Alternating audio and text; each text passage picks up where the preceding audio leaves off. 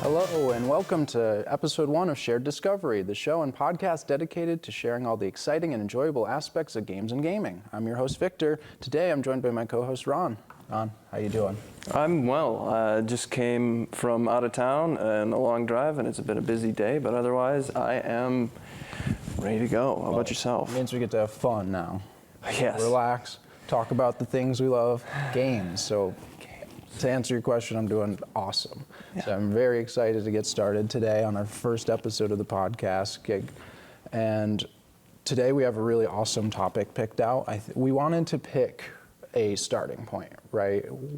And to get people into games or help friends get their other friends into games. So we thought the logical starting point was why? Why should we play games? So today we're gonna go through and talk about some of the reasons why we think it's worth playing games. We're gonna break down some categories and get into that. But before we get into that, I think it's important that they know who we are, right?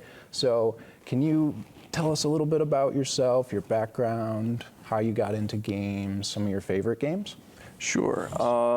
So my background in games is I've been playing them my whole life, ever since my mother introduced me to the board game of life. I don't know if you're familiar with it, but it's based purely on luck, and she always seemed to win somehow. Mm-hmm.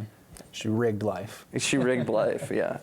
And that's really where I learned that I love winning, and I love that conflict and exploring those social spaces. Yeah. But how about yourself? About the same for me, honestly. Came from my family, my friends. Ever since I was young, my grandparents would play games with me.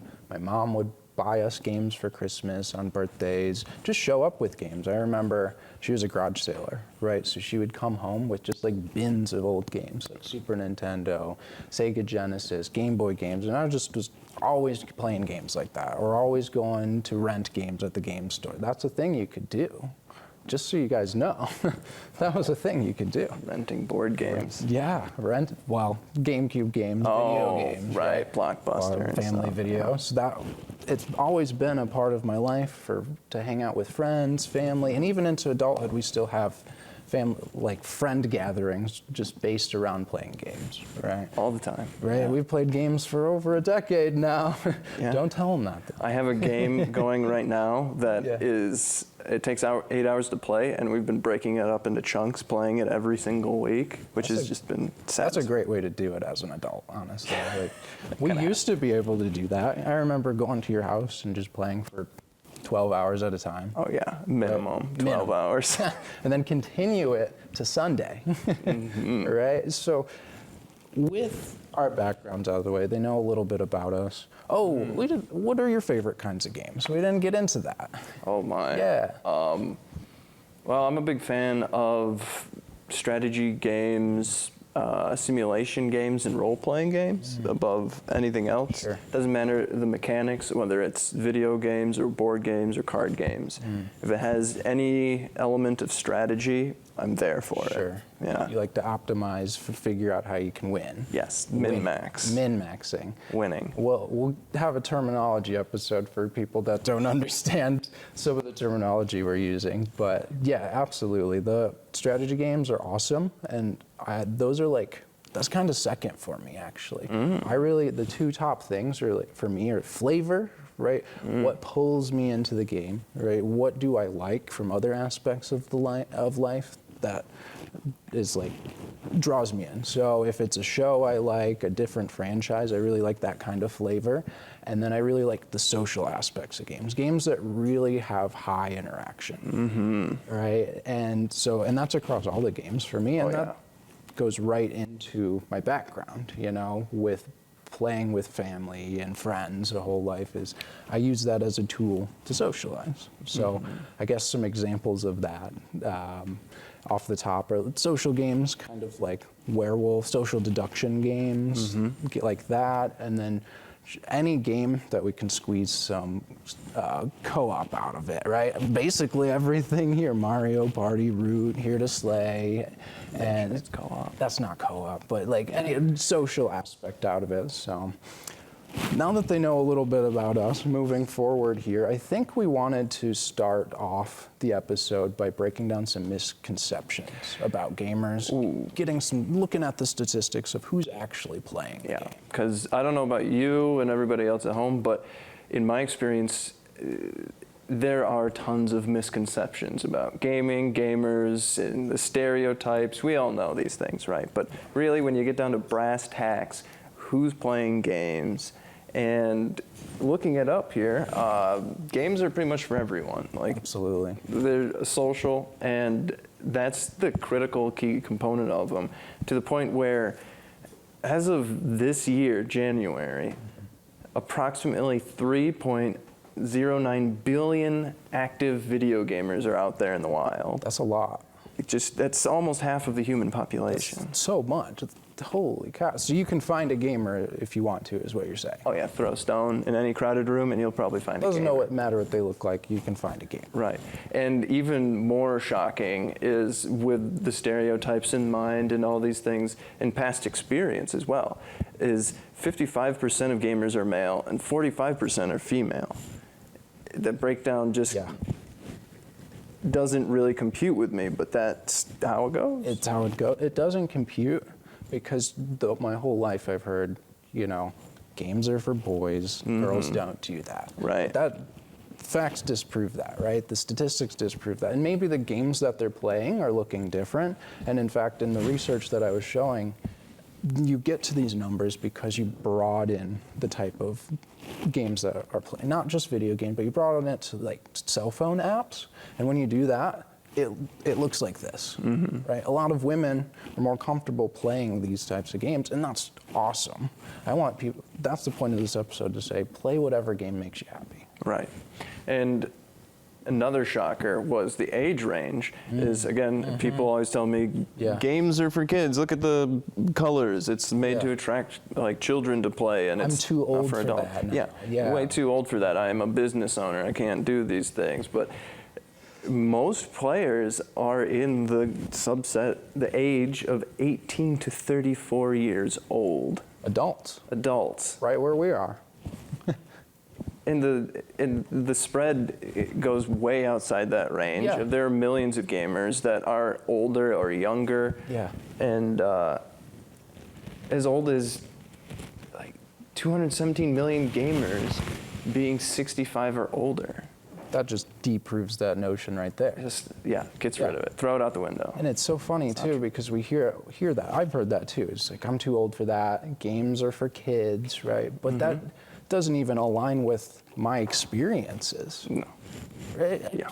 One of the most common ways I played games were with my grandparents. Yeah, euchre with the grandfather was a classic on the holidays. Grandma and grandpa, we played those all the time. That's how I learned trick-taking games, and those were the first like 52 card games I played, right? So the age is all over, and that breaks that misconception right open. Right, and like I said, that's from studies as early as this year, 2023. Don't mean to date us, but that's where the data's coming from. And then studies from 2022 show that 66%, or 2/3 of all Americans, that's all Americans, 2/3, so 2 out of every 3 people play video games. So you just walk into a room, 2 out of 3 people are going to play games. Yeah. That's huge. In the States. In the States, yeah, that's huge. So we wanted to break down these misconceptions to get that out of the way, that we think there's a place for you in games, right? Age, gender, whatever it may be. We hope this episode communicates to you that there's a place here. It's wide-ranging, comprehensive, and it can be as simple as chess being one of the best-selling games in all of history. Yeah. For thousands of years it's been around, and it's been selling millions of copies a year? 3 million copies a year. 3 million copies. Still. There's movies about it. Like, there's shows about it. And this statistic is to point out that most people have had exposure to games, but fallen off because those games weren't for them. Right. Right? So maybe to point that out is like, we all have exposure, but maybe there's it wasn't the right exposure. Exactly. And I've seen that plenty of times. But before we get into the main topic, that being part of it, Yes. I'd like to do a little disclaimer that, we're probably not going to get everything right. And just we ask that anyone who comments or subscribes or follows us, just be merciful, please. Don't rake us over the coals. Don't be mean, if you will. And cut us some slack. Constructive feedback. Constructive feedback. Constructive criticism is what we're looking Yes. for, and we'll most likely respond to and take to heart. Yeah, because we want to improve. We want to have conversations with you guys because there are probably things that we missed, right? Just last night we were going through the notes preparing for this. There's like one glaring point that we missed. Like, how did we miss that, right? So let us know what we missed. We want to have those conversations with all of you. And a big part of gaming is improvement and learning the Yes. rules. Yes. So if there's any way we can improve our game, being the show, So, let us know.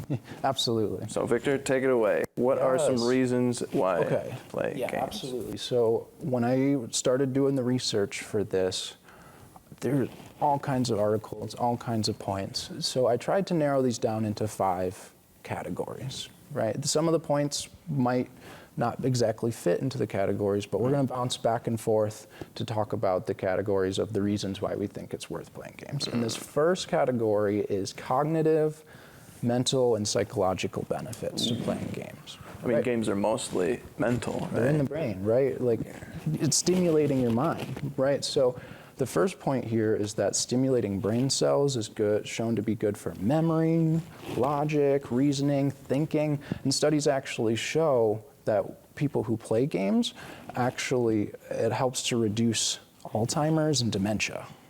Wow. Isn't that huge? That's potent. That's very potent. That's staying healthy. Yeah, because we were doing last night, right? We were looking through this, and I was like, what is the average age of dementia, right? And it's actually 49. That's so young. That's so young, right? That's like the onset, right? That when its symptoms start showing, and it's anecdotally with my gramps, he played mahjong, solitaire, card games with us every night, and his dementia didn't start showing till his late 70s, right? That's way better than 49.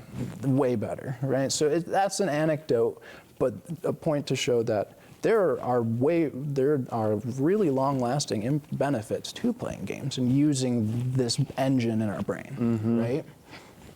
And with that in mind, right, that could be called a therapeutic benefit, right? Therapeutic being helping to alleviate some health concern we have in our life.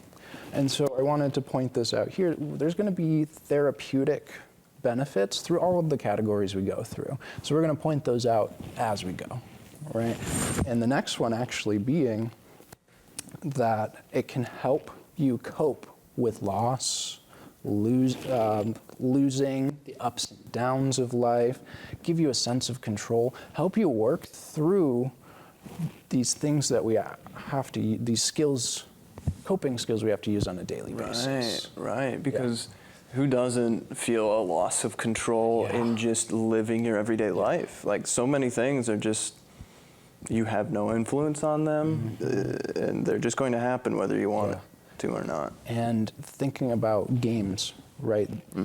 And especially multiplayer games, what's out of your control, what the other players are doing, right? And sometimes that's frustrating, and sometimes it is very frustrating, but you have to learn to cope through that, work through that. And sometimes they make you lose. Sometimes other people make you lose, and that's just gonna happen. And just having things done to you by someone sitting across the table can feel like icky or like wrong in some ways, and just sitting in that emotion and like, why do I feel this way? Why am I so affected by this? Exactly. So It can be powerful. It can be very therapeutic in working through some of these things that we have to face every day. Wow. And another long-lasting benefit that I can actually attest to is that board games actually don't reward risky behavior, don't reward recklessness. So to win, we talked about winning.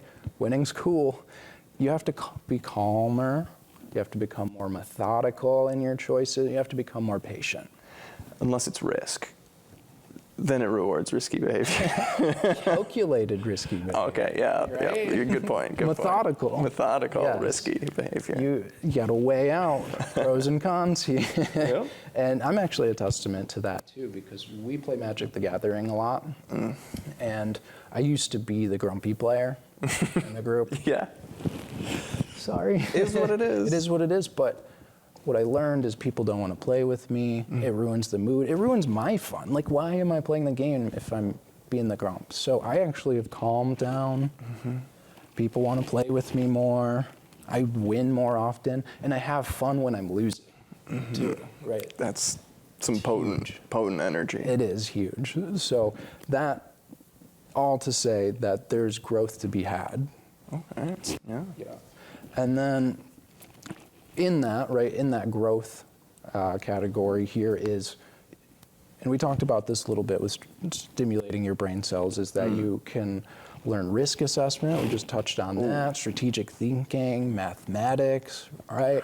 Yeah. All important. Absolutely. All of those will just make your life better if you know just basics of math and problem solving. Yes. And what was the first one you said? Risk assessment. Risk we talked about that in the Yes. form of risk, which is really meta. Yeah. Wow. Callback. All back already. Full circle already.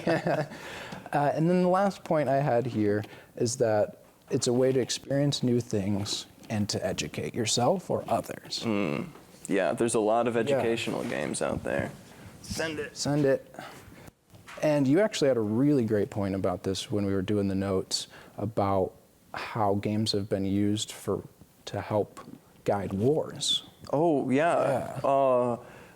From hundreds of years ago, I'd say 1700s, 1600s, about that time, various branches of the military would employ gamers to play wars with their neighbors and people that they would want to fight. So then they would know sort of about how things would go. A great example is in World War II, the women war gamers of submarine warfare.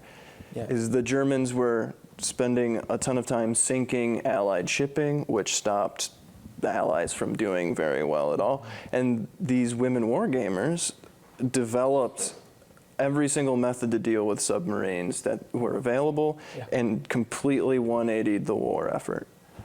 Just playing games. Just playing games. They changed the outcome of history. And that's the skills that we were just talking about. The risk assessment, being methodical, strategizing. All that. So we are learning, it's really meta, we're learning, right now I'm learning actually about history, and they used games to change history. You better believe it. And even high-ranking generals would come down and challenge the women, saying, oh, women are less than men. They don't know how to fight war, right?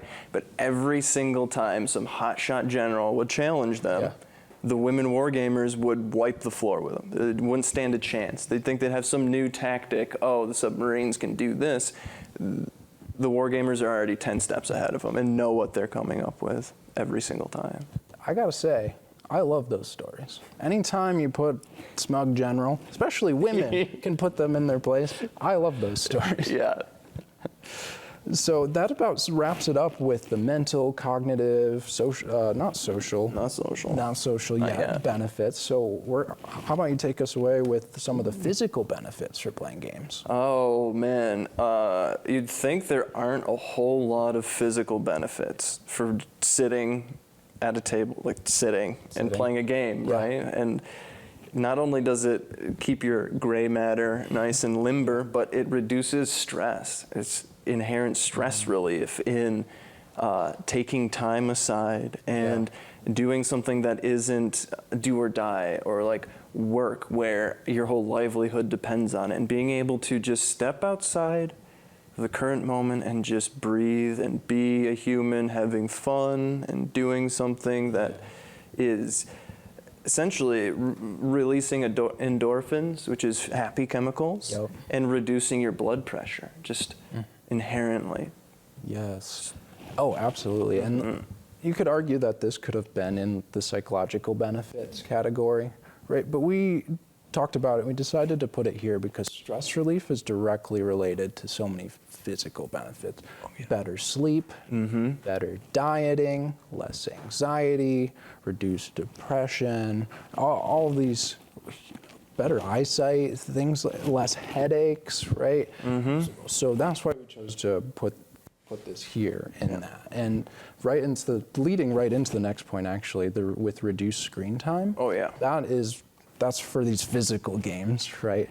Well, there's the physical games, which are card games, board games, and then there are the video games. So the physical games specifically, when you reduce that screen time, studies show that a lot of similar things, like improved eyesight, less headaches, better dieting, better sleep.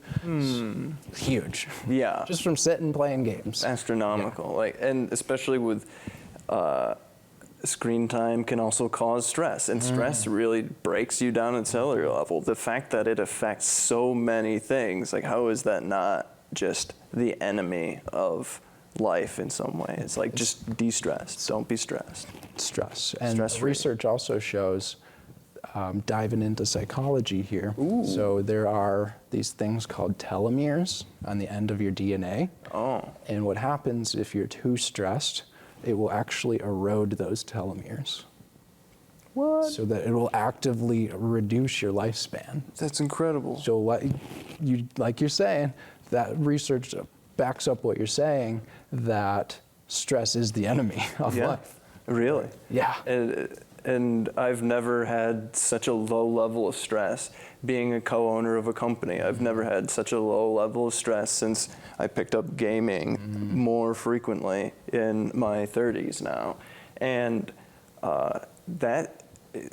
any stress reduction is therapeutic. Like going back to our, mental effects, therapeutic. We're probably going to say this a few times, the therapy, the ability to just bring back health and healing, and a lot of home-based active video games. Like I remember Wii Fit and things like that. It was a great way to get into. Gamifying activity. You got it. Gamifying healing and video games, home-based. I assume home-based active video games, right? Like bowling, Wii bowling, and then like VR games recently, in recent years. Yeah, they've been huge. And on that therapeutic category, like they've been actually shown to improve the stride and balance functions of people with Parkinson's. With Parkinson's disease, yes. Wow. Yeah, that's pretty rough one. And any help you can get, I'm sure, any help you can get is an improvement. 100%.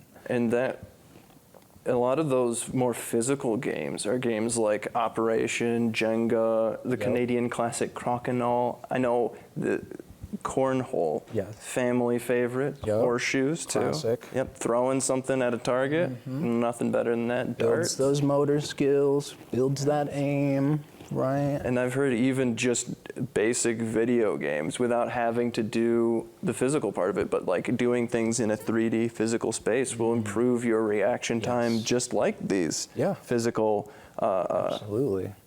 games like the ones I just listed, because it has your brain and your hands all working in tandem. Yeah, absolutely. And I can actually speak to some of the benefits of playing games like Jenga, right? Because I have like a hand tremor. It's just a thing I have. Got it checked out. It's fine. Not Parkinson's.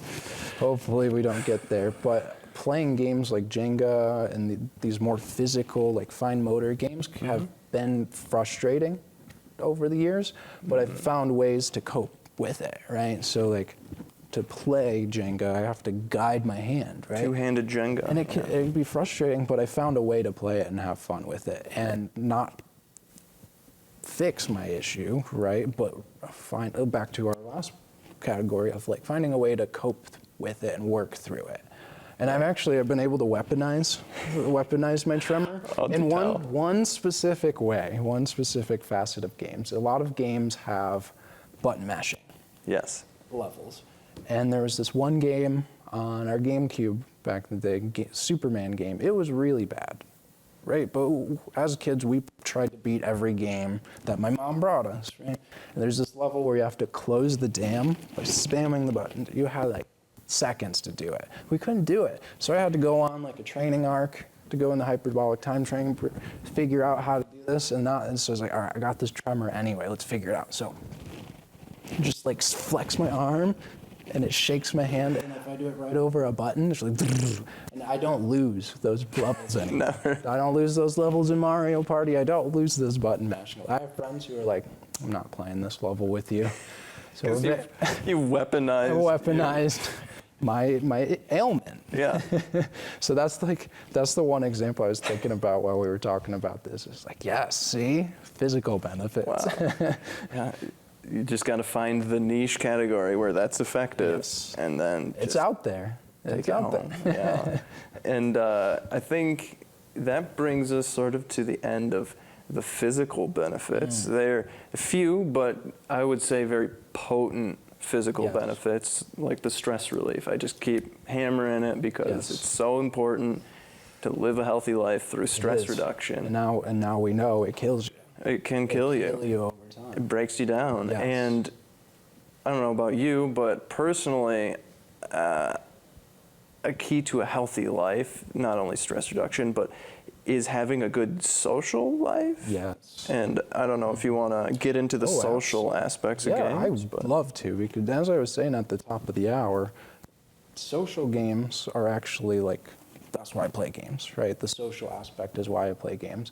And we talked about how some of these categories will overlap, right? Mm-hmm. Socializing gives me some stress relief as well, right? But since I've used the games as this tool to facilitate communication, it's been used in all facets of life, with friends, family, meeting new people. So games are awesome icebreakers. Right? I've used them in elementary, I've used them in college, I've used them making new friends. And for me, it's like sometimes I don't always know what to say in a conversation, but if there's a game in front of me, I know that I can talk about the game. There's always something to say. Yep. And then maybe that can lead to other conversations as well. People start bringing up other things that they may be involved with, and there you go. Yeah, absolutely. So icebreaker is huge, right? A huge way to kind of cut the tension meeting new people for the first time. In conjunction with icebreakers, there's a specific type of game that is actually really beneficial as an icebreaker. And we've been talking a lot about competitive games, everyone versus everyone, but there's a type of game that we've started getting into recently to kind of cut the tension called cooperative games. And cooperative games are everyone in the group versus the game. Ooh. Right, how as a group, do we beat the game that's in front of us? And these are really great for cutting the tension, decompressing after some stressful games, working together, facilitating solidarity. Get you talking again. Getting you talking again, getting you talking constructively again, getting you talking nicely again, right? Because maybe had a little salty games, right? Oh, yeah. Salty being like irritable, tilted, angry, whatever word you might choose from, but like nitpicky, whatever it might be. So these games have been really beneficial for us in our play group.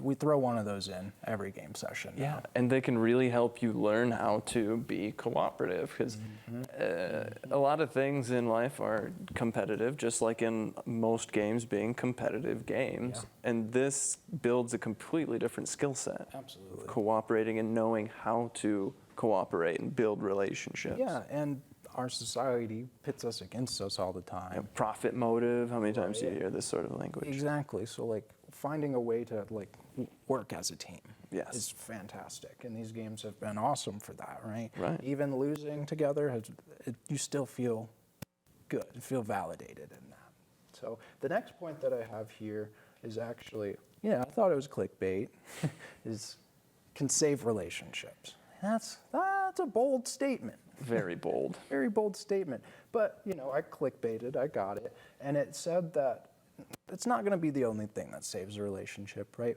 But it can help facilitate time for couples to have the shared interest and a shared regular time to spend with their significant other doing something that they both enjoy. And that's the important part, right? And so there's actually specific games geared towards couples, right? And one that I found is called Unpack That. And this could actually fall right into that therapeutic category that we've been addressing. Yeah. So a little bit of couples therapy while you play games. But this game's awesome because it's for couples to learn how to communicate it with each other in like a gentle way that's facilitated by the card game. And so there are cards that have good questions, bad questions, reflective, tough questions. So like, what's a habit that I have that irritates you?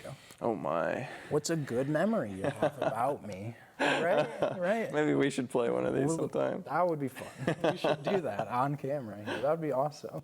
And so I really wanted to bring that point. I only saw it in the one article, but I think that's really important to touch on. Yeah. You know, find a shared interest with your significant other and do that consistently.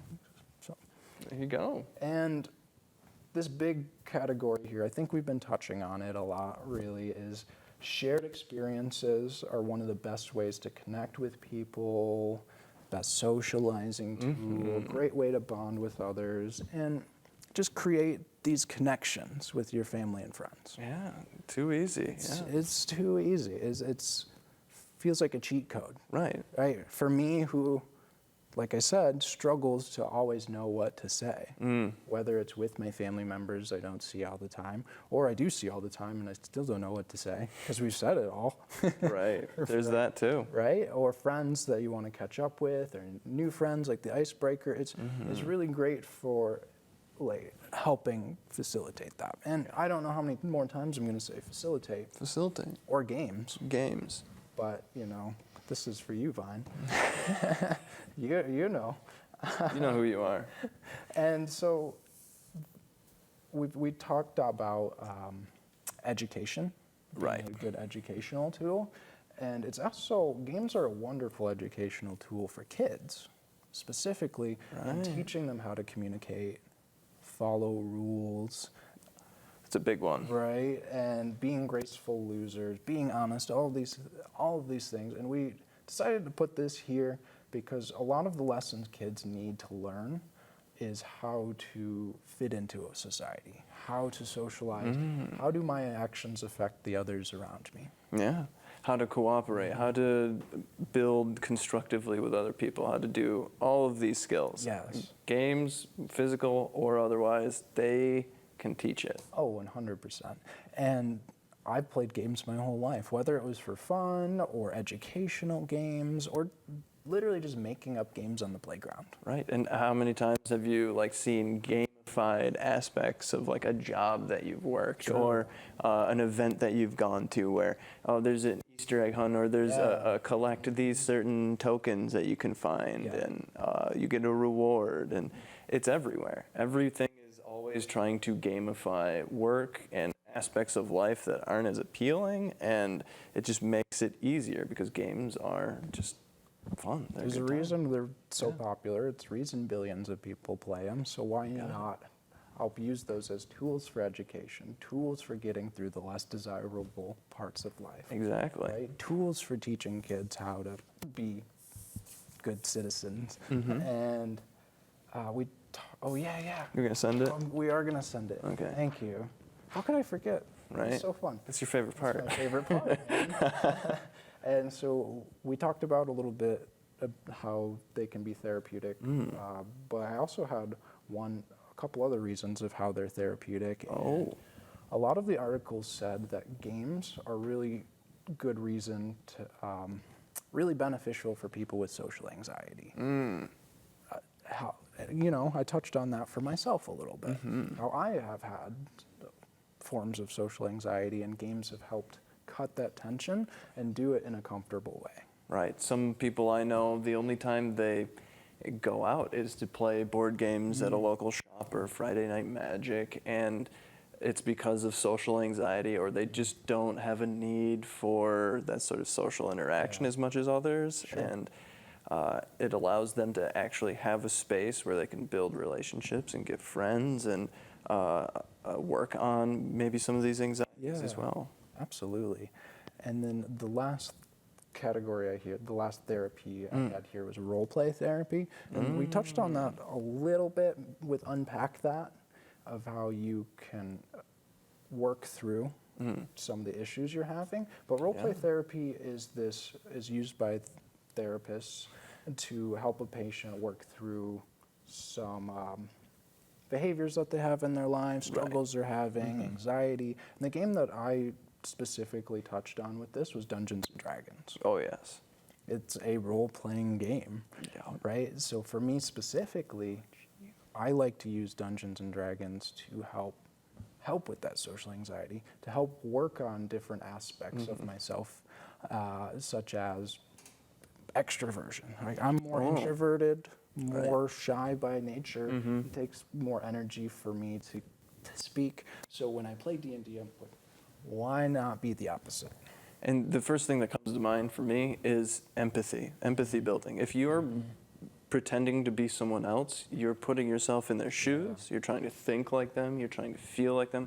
What would this person say in this situation? And it can be any situation and any type of person. So how can you not learn and grow your empathic abilities if you're constantly practicing empathy? Absolutely. And in psychology specifically, they call that a theory of mind. Oh.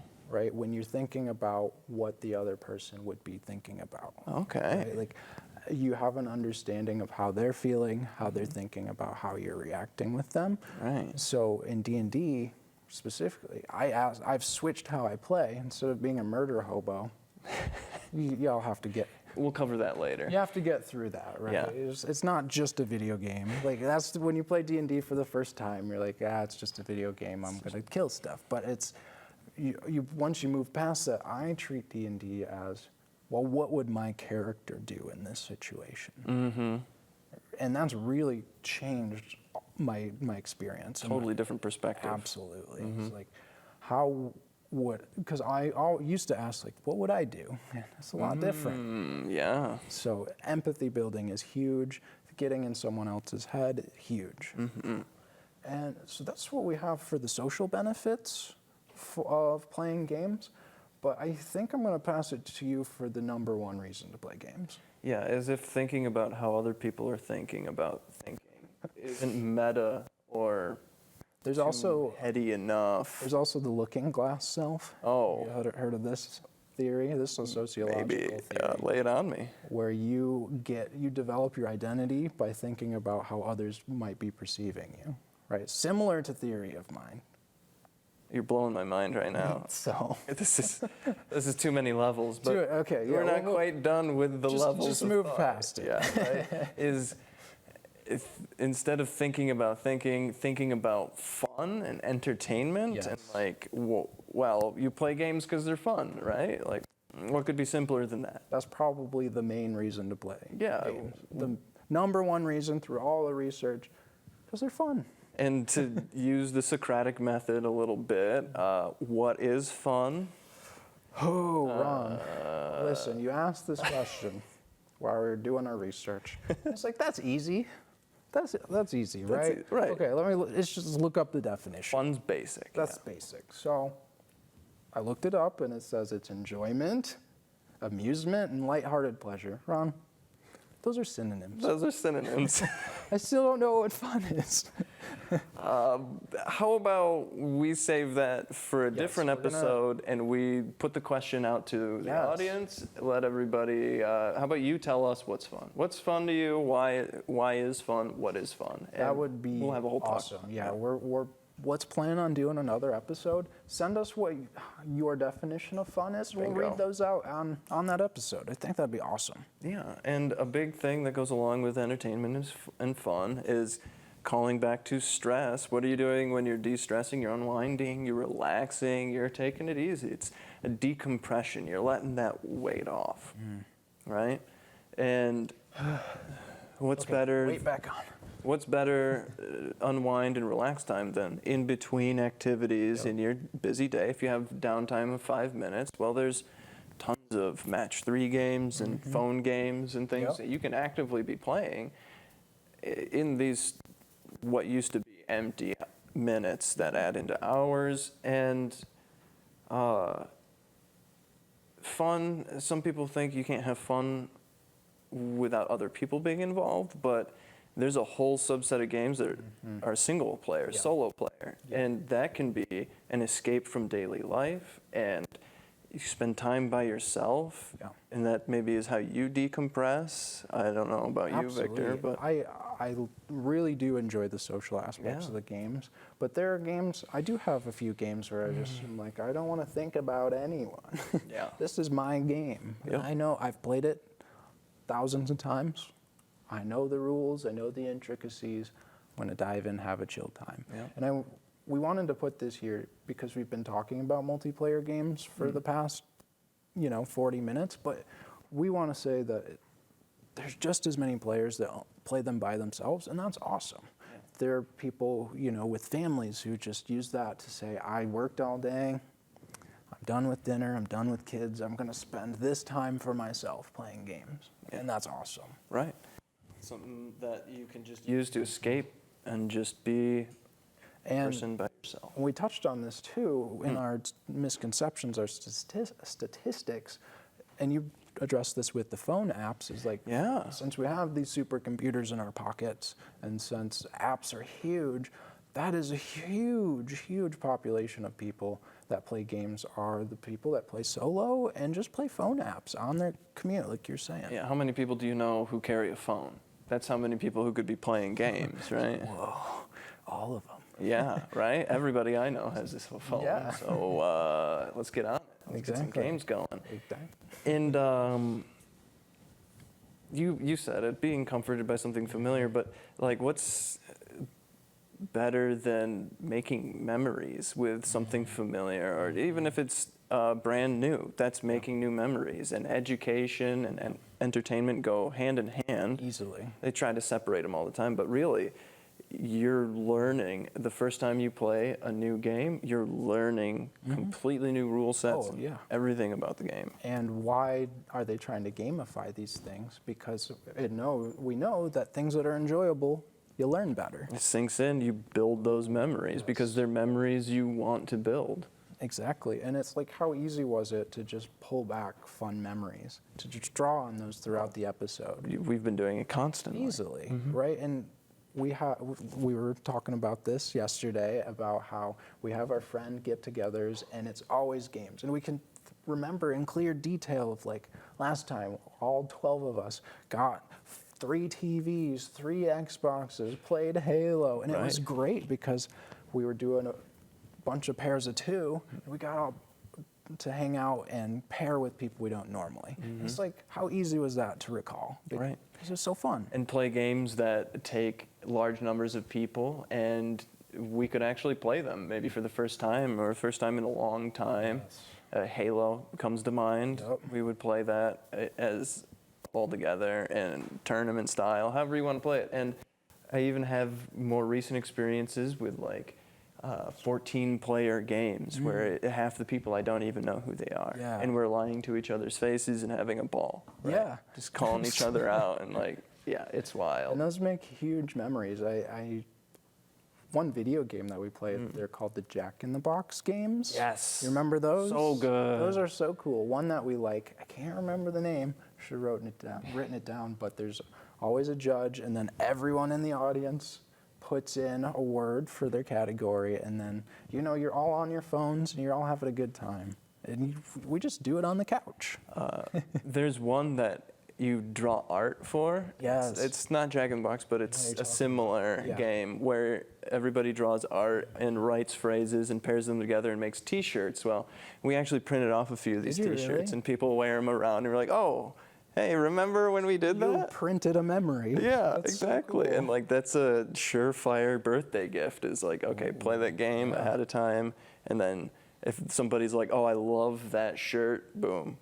That's a gift. That's such a cool That's a memory. idea. Yeah. That's self-expression. That's the whole 9 yards, right? And that's my next point I want to make is games provide not only an outlet, but an outlet for expressing who you are in your own mind that other people may not be aware of or seeing. Self-expression. Exactly. And this is one of those points that we were talking about last night or earlier with the disclaimer that just went over our head. Right. We're like, wow, yeah, of course, it's fun to express yourself. And it's like people back to having difficulty with social anxiety or expressing yourself. Every game you play, there's a reason you play it.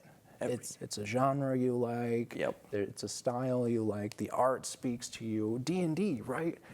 Like you can try to play someone else, but you're always going to put yourself into that. It comes from within, right? It's like I am curious about a fancy chef, so I will play a chef this game and try to get into that headspace, right? I may like cooking, so there's my motivation. Yes. I may like basket weaving, so I'll play a basket weaver, you know. Yeah. There's endless possibilities and curiosities and interests that can be expressed this way. So I'm playing a character now, and it came out of such a simple interaction.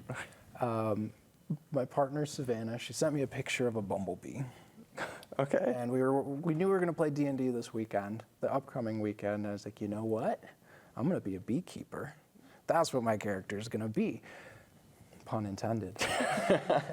So I looked it up, looked if there were anything beekeeper subtype. There weren't. So she made me a custom one. We ran it past the DM, and now my character, he's obsessed with bees. Right, I went out and did research on bees. Like, I can tell you so many things about bees and honey, and so his character is expressing this fun interaction that I had in real life, and now I love bees. So I was like, bees are cool, sure, but now I'm like, bees are necessary to our world. Without bees, we lose over 30% of the food in the world. That's crazy. You're just hitting me with all sorts of crazy facts today. I'm just spitting today. Yeah. So that's like a direct it's a memory that we made. It's a direct expression of this experience, and it's so layered, and it's super cool. Yeah, hitting on every level. That's incredible.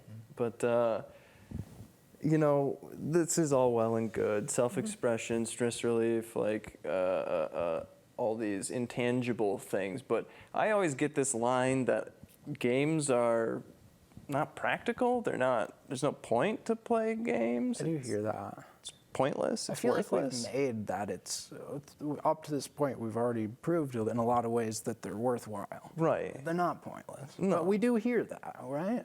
A lot of times. So this is another misconception. I think this whole category is about breaking down this misconception. And this category is the practical benefits to playing games, practical reasons. Right. And this next point here could be moved somewhere else, right? But I like to put this here because it's very practical to be able to practice certain aspects of yourself in a safe space.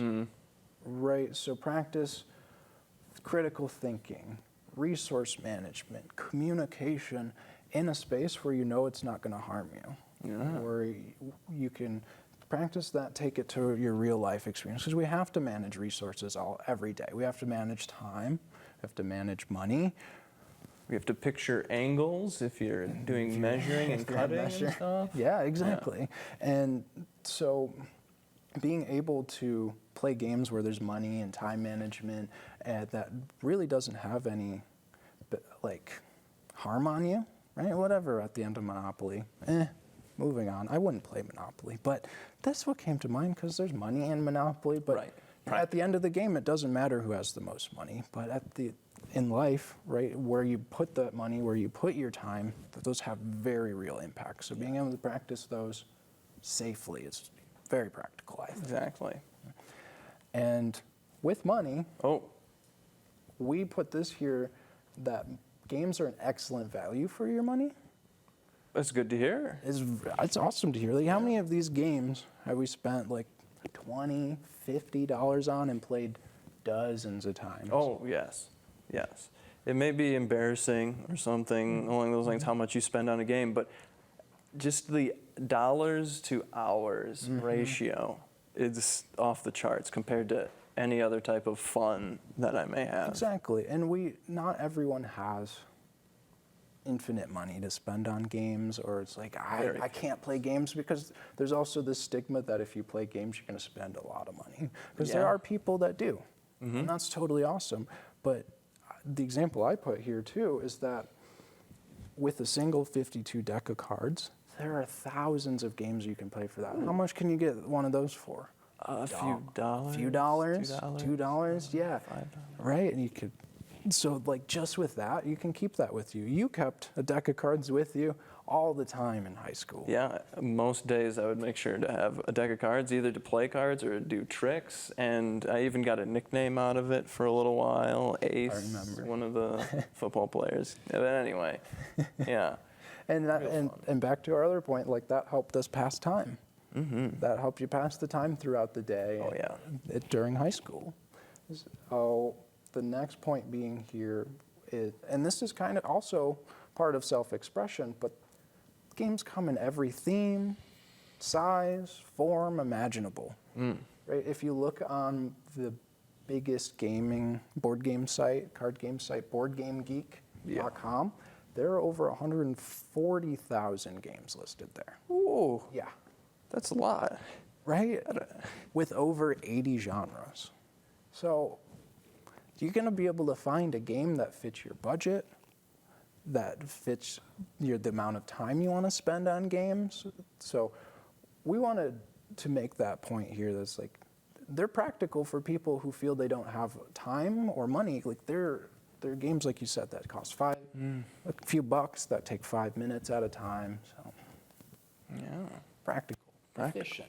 And the last thing we wanted to put here, we've talked a little bit about physical games versus video games. And physical games actually have the benefit of being able to be played anywhere without electricity. Oh, yeah. So you can't really do that with video games, but power goes out, you go camping, right? We play card games while camping a lot. There's waterproof games that are meant to be brought camping. So being able to play them anywhere is huge, right? I'm sure you can get waterproof playing cards too. Oh, I've had some. Waterproof, floating, right? Yeah. All right, you want to send it? Oh, we'll send it. Whew. All right. Yeah. So that's the last point we had here, Ron. So in summary, we'll just wrap up here. We had 5 criteria that we went over. There is the mental, social, cognitive benefits. I just overlapped those. Let's start. Well, there's psychological, social, physical. They're fun and they're practical. Hey, you got it. Yeah. So right at the end here, before we wrapped up, I wanted to ask you, what, out of the points we went through, what's a point that stood out to you? Probably the scientific stuff, like the actual cellular level benefits of like reducing stress and teaching you things that you don't get to practice a lot. Like those sorts of things stick out in my mind. Absolutely. What about yourself? For me, I think I said it at the time, but it was absolutely the history of the women war gamers. Yeah, women war gamers. That's awesome. Yeah. I love that. And I actually took a Civil War history class. Oh. So it just makes sense to me, because we would actually do that in class. We would simulate battles. Yeah. He had a sand pit, little figures there, and we would simulate the pieces. So I'm like, wow, that's so cool that what we were doing for practice actually changed history. Yeah, people were doing it for a long time before we ever picked up our games. Yeah, absolutely. So why don't you guys tell us what stood out to you from this episode? You know, go check us out. Our email is shareddiscoveryshow@gmail.com. We're working on getting the Twitter set up, so check that out here soon. That should be in the description, in the show notes. But we'd love to hear what we missed, what you liked, any feedback, right? What are the reasons that you like playing games? And also, what is fun?